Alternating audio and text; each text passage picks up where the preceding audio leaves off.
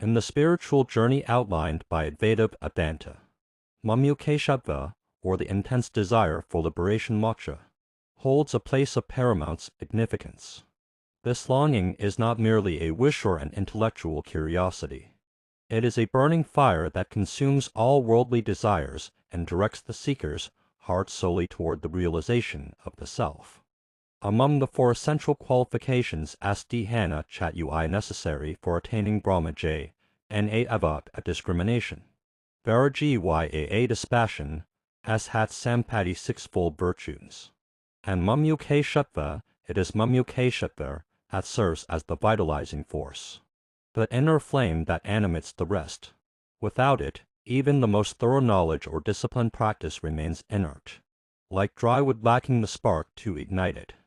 Adi Shankaracharya, in works like Advaita Vedanta and Atmabodha, emphasizes that liberation can be achieved only by those whose yearning for it is intense and unwavering. It is this passion that drives the seeker to renounce the unreal, cultivate the real, and persevere through the rigorous path of Vedantic sadhana. The Upanishads, especially the Brihadaranyaka, as known as Enchant Agya, highlight this longing as the prerequisite for self-inquiry. Unless one is deeply dissatisfied with the impermanent and the ephemeral, a pursuit of the eternal truth does not truly begin. The nature of Mumukshu is subtle yet powerful. It often arises from a deep existential crisis, a realization that worldly achievements, wealth, relationship status, and sensory pleasures do not bring lasting fulfillment. This dawning of disillusionment is the seedbed in which Mumukshu takes root. However, this longing must evolve beyond disappointment. It must transform into a courageous yearning for the Absolute, for freedom from the cycle of birth and death samsara, and from the suffering caused by ignorant savidya. According to the Brahma Sutras and the Bhagavad Gita, such a desire is not accidental but the fruit of countless lifetimes of spiritual merit and inner purification.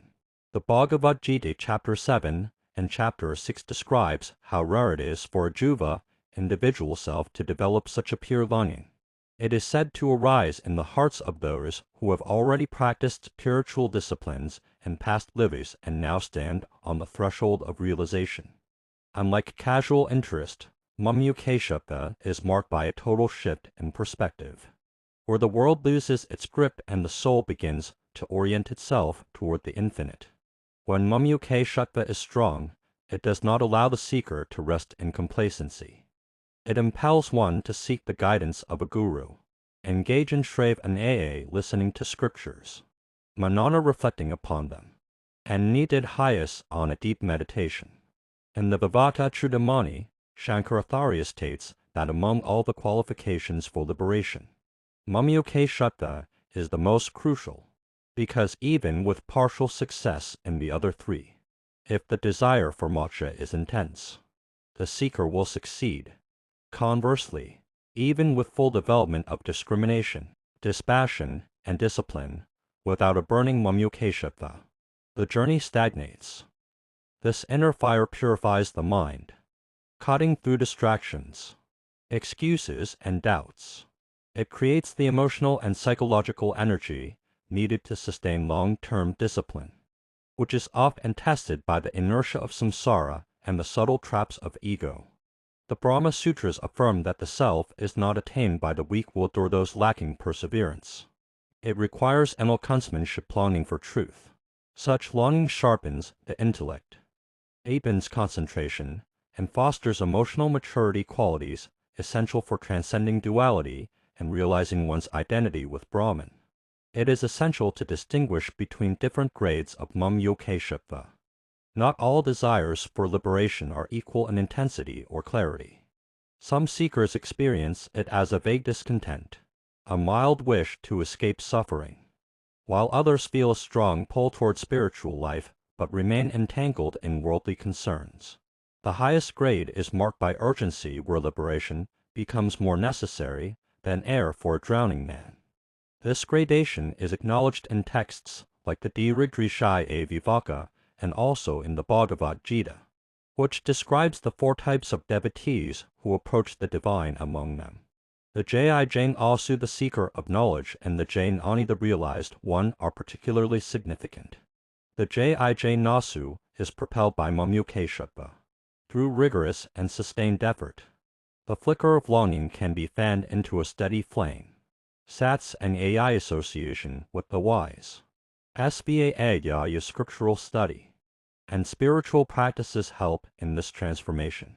The Upanishads make it clear that the Atman reveals itself only to those who long for it with a heart free from distractions.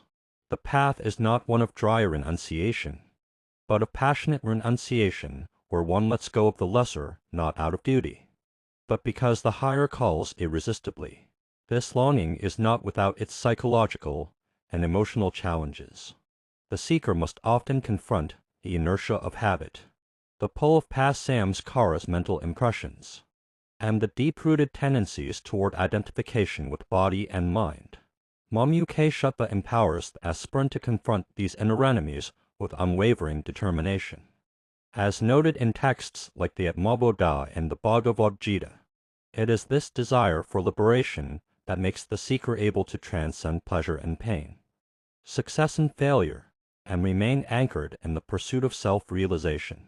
The presence of a living teacher, as emphasized in the Viveka Chudamani and the Brahma Sutras, further refines Mumukshu. The Guru's guidance can reveal the subtle obstacles that even intense longing may miss, such as spiritual pride, restlessness, or despair. The relationship with the Guru acts as a mirror, clarifying the seeker's motivation and channeling the desire for moksha into steady, purposeful inquiry. This is where the journey transitions from emotional fervor to spiritual insight. With each layer of ego peeled away, the longing for liberation matures into a quiet, luminous aspiration, free from agitation yet powerful in its constancy.